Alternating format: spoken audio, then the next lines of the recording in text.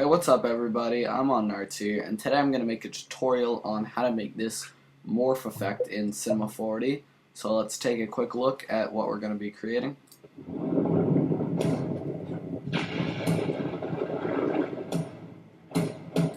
Alright, so you can see it's a very cool effect, a bit similar to like the Transformers style effect, except it kind of starts out in this like sphere and expands, and in my opinion looks pretty sick.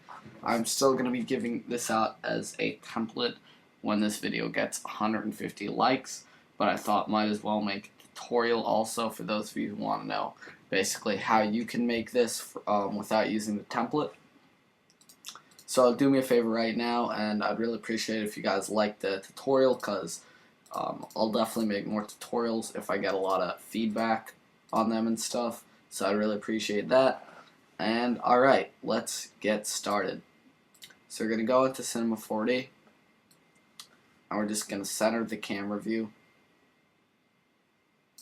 And let's just add a camera so we can have it locked on this position. But before we do that, let's just check how long we want to make this.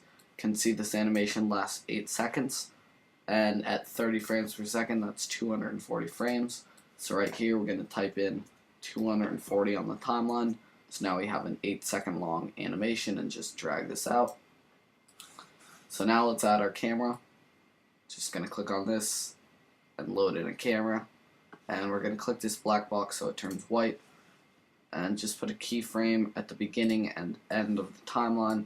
This is just going to have our camera position locked on at a straight on view. So before we get any further, let's quickly do the render settings. So we're going to click here to edit the render settings. The output, I'm going to use 1920 by 1080.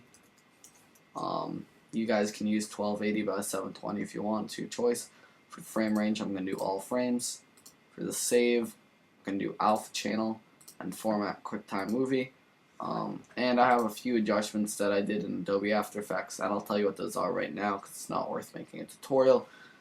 Basically, one thing that actually makes a big difference on this effect and makes it look a lot better, I don't know what's going on with the mouse right now, but I added a Real Smart Motion Blur to the whole thing, and I did mess around with the settings, so if you have Real Smart Motion Blur, definitely worth buying.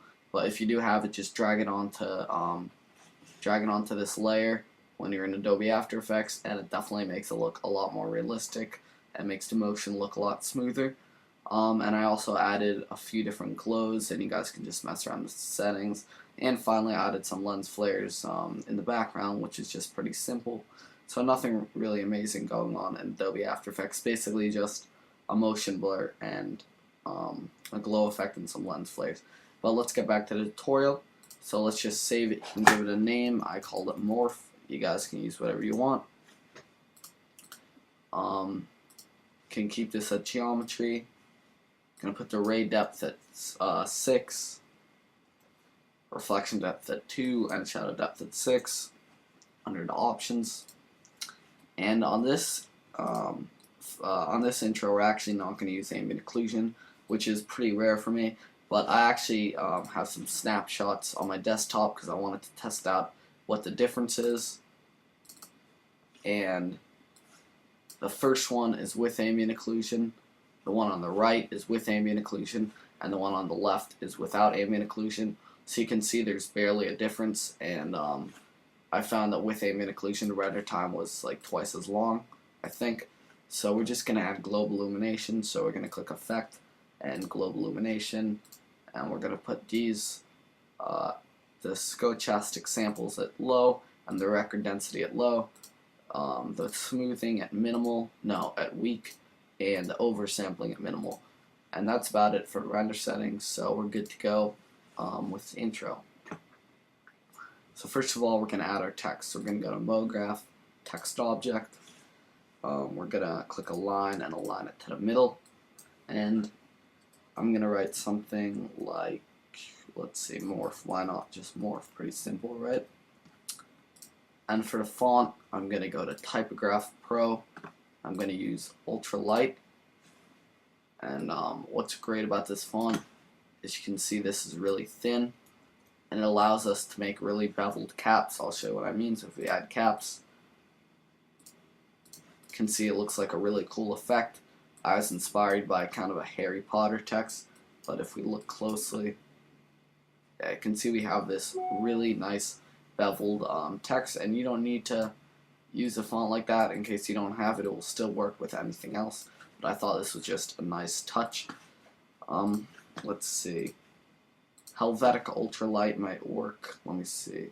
Helvetica New, Ultralight.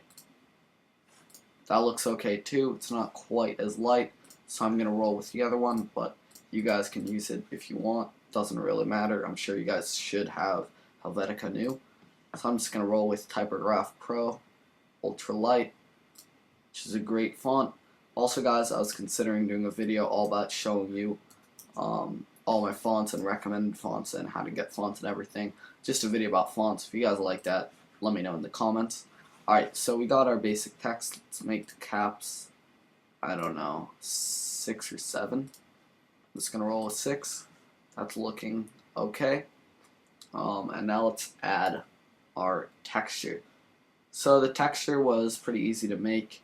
First of all, I looked for a grunge texture on my Finder. You guys can find that on Google Images, or you can use my texture pack. So I'm just going to look up grunge texture. Look through these.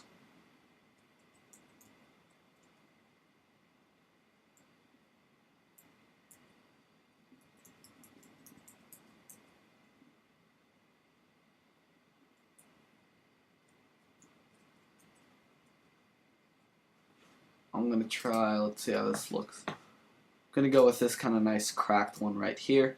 I'm going to drag it into Cinema 4D, this area right here. And if we go back to Cinema 4D, this box is going to come up. You just want to click No. So now we have our cool little texture.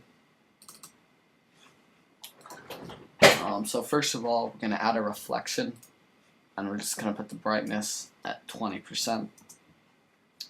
And now to have our texture look more realistic and grungy, we're going to add a bump map. And we're going to go to Texture. And we're going to go to Noise. And we're going to double click to go into the noise. And if we open this up a little bigger, click this little arrow right here, you can see we have the nice previews. And there's a lot of different good textures. I'm just going to look through these real quick. Try to find one that's good. I'm going to put the strength at 120%.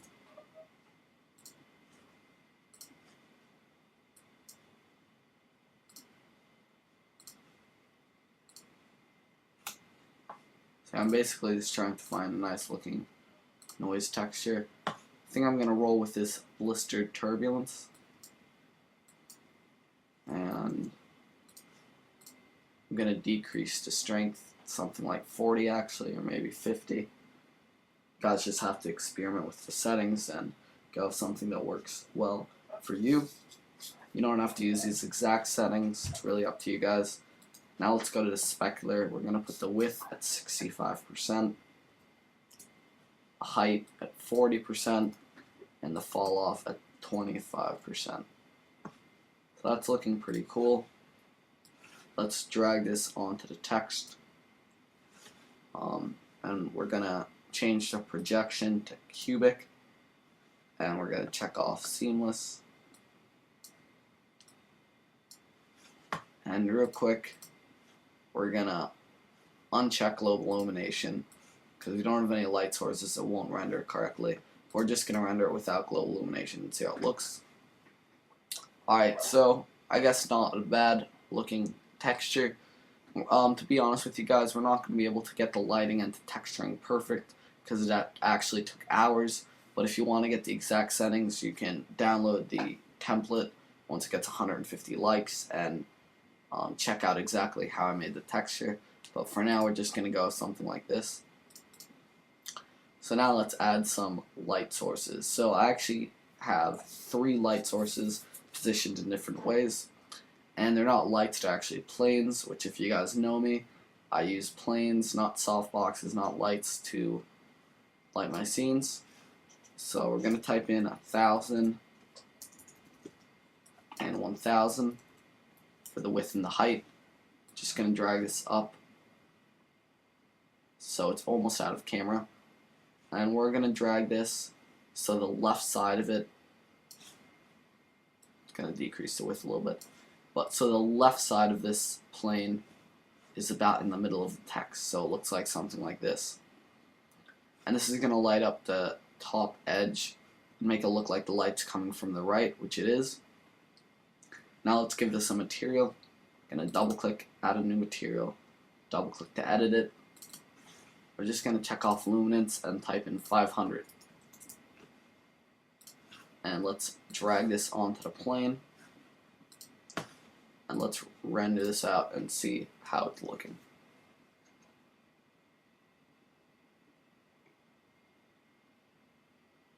Alright, so as you can see, it's actually looking a lot better. You have these full white highlights on the text, and it's really making the texture come alive. I'm actually going to decrease the reflection to something like 12% and decrease the bump to 40%. But it's all about tweaking the settings and making it look good. So with this plane, we're going to right click Cinema 4D tags, and we're going to click compositing, and we're going to uncheck scene by camera. So this isn't seen when it renders, so you don't have this little white stripe. And let's render it again. You can see it's looking a little bit better with the small adjustments I made, and we don't see the light anymore. So we could stop here, but I actually decided to do a few subtle planes just to make this look a little bit better. But as you can see, the lighting as it is looking pretty good. So we're going to add another plane. We're going to click here, and we're going to do plane. We're going to change the orientation to X. Just going to drag this a little bit out of the way, and we're going to type in 800 by 800 for the width and height, or maybe 600 by 600. Just going to drag this to the right a little bit more. So we just want basically a plane that's a little bit to the right of the text. I'm going to make a new material for this plane. I'm going to select it. For the luminance, we're going to type in 200%, and we're going to change the color to a slight blue tint, like that. And we're just going to drag this onto the plane. And now we're just going to control drag on this plane, basically copy and paste it. We're going to change the orientation to Z, now Y. And we're going to move it down, and we are going to center it. We're going to put the width and height at 800. So this is basically how we want our light setup to look. One plane kind of coming from the top right with 500 luminance, one plane just coming from the right with 200% luminance and a slight blue tint, and one plane coming from the bottom with 200 luminance and a slight blue tint. And this is going to have the same material as this one because we copy and pasted it. And now let's control drag or copy and paste this compositing tag to all the planes so none of them are seen by camera. And now let's render this again and see how it looks.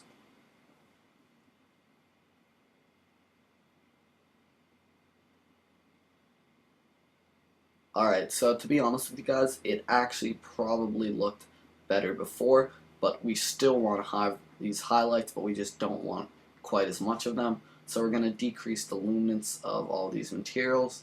So I think the first one, we're going to put this at 400. And the second one, let's try 100. And let's render this again and see how it looks. We might not even want these two planes at all. All I can say is it worked. That's what I used in the actual template, but it might be different because I'm using a different material. So that's all what it's about, playing around with the settings and not stopping until it looks perfect. So that's looking okay, but honestly I think it looked better without these two planes. So it was a little bit of a waste, but I'm just going to delete them and delete that material and put this back up to 500. But that's what it's all about, trying stuff, and if it doesn't work, just going back to what you had before. So I think this looked a lot better. A lot more contrast, a lot brighter highlights. Yeah, so that's looking pretty good. So let's make the text actually. Let's make it a little bit smaller. Make the height maybe it's something like 80, maybe 100. It's looking pretty good. And just to make it proportional, I'm going to decrease the caps again. Alright, so basically we created our text and we created our lighting, but now we have to create this whole animation, which is what makes this special. How it shakes and kind of, I don't know the word for it, basically it just shakes almost like it's a liquid and then expands, and it looks very cool. So that's what this main tutorial is about, how to create that. So we're going to be using explosion effects. So we're going to click here and do explosion effects. And we're going to select the text object and the explosion effects. Hold shift to select them both. And we're going to press Alt G to put them into a null object. And now I can see the explosion effects is applied to the text object. But we're going to have to do a lot of different settings to make it look good. Obviously it looks pretty bad right now. First of all, we're going to put the strength at 0%, which is basically going to make it so that the pieces, wrong thing. It's basically going to make it so that the pieces stay together and don't actually explode. We are going to put the blast range at 400, or whatever the width of your text is actually. And for the time, we're actually going to animate this. But what we want to do is we want to go to the gravity and we want to put the direction at none, so it doesn't have any gravity, so it's not falling down, unless you like that effect, which you could have it. I'm going to put the speed of the rotation at 60, which is just going to rotate all these pieces, which actually makes a pretty significant difference. Let's get a quick render of this, see how it looks. Speaking of rendering, what's great about this template, it only takes 2 hours to render, which I think is pretty good for such a complicated thing, and that's because there's no ambient occlusion. I guess 2 hours could still be a lot of time for some of you people, but compared to my other templates, some of them take like 10 hours to render or more. Alright, so yeah, that's looking pretty cool. Not quite what we want yet. See what else we can do with this to make it look a little better. So yeah, we're gonna wanna animate the time, and you can see what that does. So we're gonna start at frame 0 and we're gonna type in 30% for the time, and we're gonna click this little control click on that little dot so it turns red, and that's gonna put a keyframe at frame 0. It's just gonna say that at frame 0 we want this to be 30%. Then we are going to go down to frame 60. I'm going to type in 25%, which is just basically going to make it look like it is moving before it forms the text, so it's not just staying still. And then we're going to go to frame 80 and we're going to type in 0, and this is where it's going to finish up. But it actually finishes up a little bit before this. You can see it finishes up like right here. If we play our animation,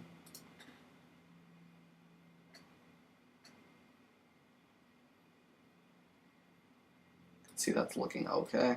Let's render it like this.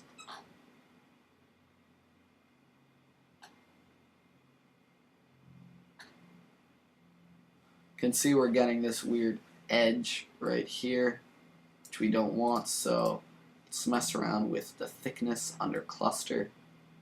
You can see once we put this at 0, that weird effect goes away.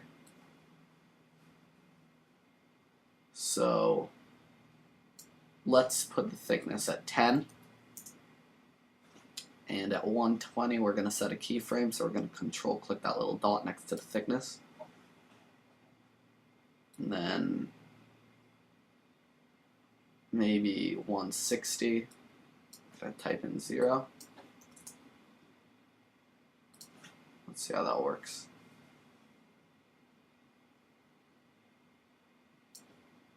Let's move this keyframe, or yeah, this keyframe thing at 120, move it to 140. That's looking pretty good. And move this a little bit closer. It's all about tweaking it so it looks perfect. So let's watch this again.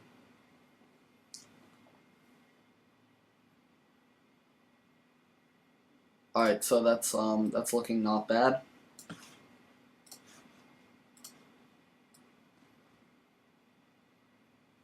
Now what we're going to want to do is animate the horizontal spacing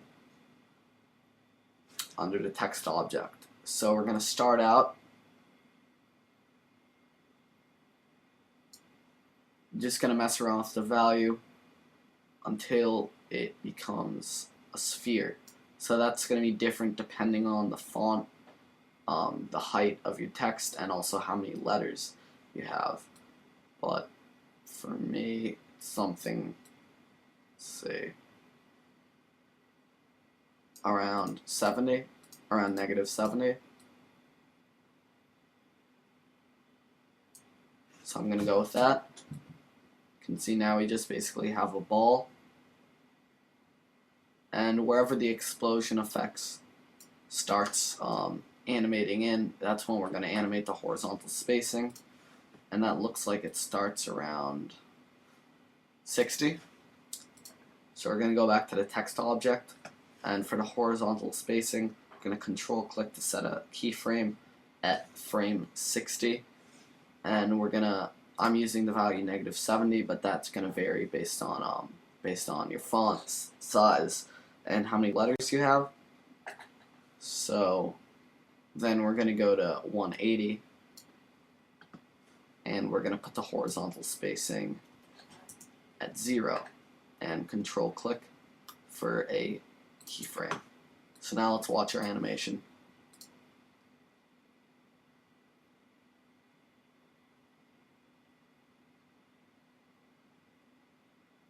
So that's actually that's looking pretty good. Let's get a quick render of it to see how it's looking.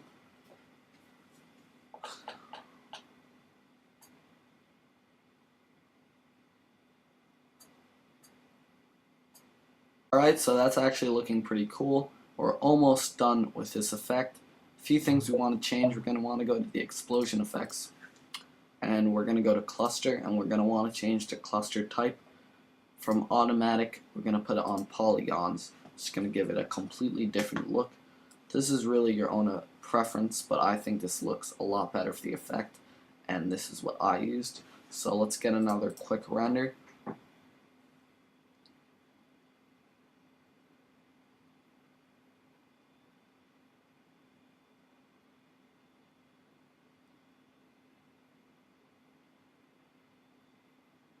So that's looking pretty cool.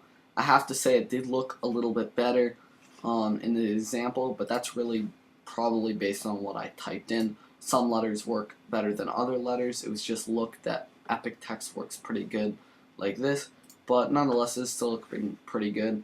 And this is without all the motion blur, glow effect, color correction, and lens flares that I added in Adobe After Effects. So considering that, it actually looks pretty cool. Let's just play the animation one more time. But we aren't quite done yet. There's one more thing we gotta add. So that's looking nice, but we still gotta add the buckle effect that makes this whole thing shake as if it's kind of a liquid that you see at the beginning, like the first 2 seconds of this animation. So we're gonna go to the deformers right here, and we're gonna click on formula. And we're going to drag that into the null object with the explosion effects and the text object. And if we drag through this, you can see, very cool, it shakes the whole thing, making it look like a liquid. Now, you don't have to put it on Y radial, you can also put it on something like X radial. This gives it a different kind of shake look. Put it on Z radial, which makes it go backwards and forward.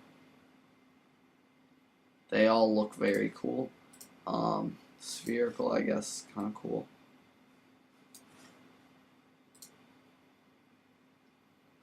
But yeah, it makes it look almost liquidy. I'm going to keep the effect at Y radial. I think it looks the best, and we're going to want to tweak a lot of these values. So for the first size, we're going to just want to type in like 1,000,000, however far it will go. Okay? So that's for the first size. For the second size, I'm going to put it at 200, which is basically going to make it so it doesn't go up and down quite as much. And once this text starts expanding, so we're going to want the effect of the shaking to completely be gone by about frame 130 or 140. So at 140, we're going to type in 0 for this middle value right here. Everything else stays the same, and we're just going to click the keyframe button. Alright? And now we're going to go to frame 30 or something, 1 second into the animation, or you can try 60, whatever looks better, and we're just going to type in 200, and we're going to keyframe that. So let's play our animation now and see how sick it looks. And if you don't want to be distracted by these circles and these lines, what you can do is first dot on the right next to each of these effects, click it twice so it turns red. And that's just going to make it so it's hidden by camera. You can also do this to the plane, but it still works in the render. Alright, so not hidden by camera, I meant hidden by the editor, so we don't see it in this editor view, but it still does render in the camera. So let's watch this animation.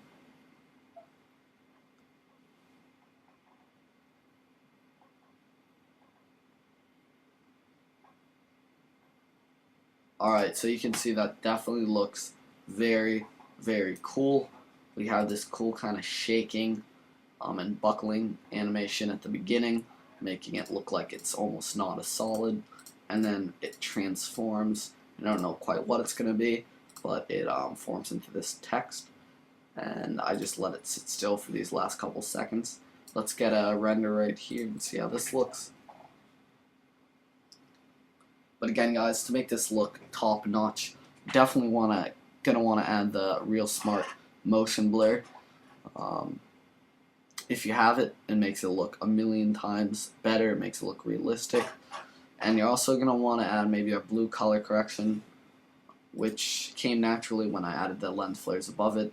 And I also added a blue glow effect, and on top of that I added a glow effect that was barely visible with a little bit of vertical glow, which I actually do on a lot of my intros. It's one of the effects I really like. But let's just play this animation one final time before I say bye to you guys.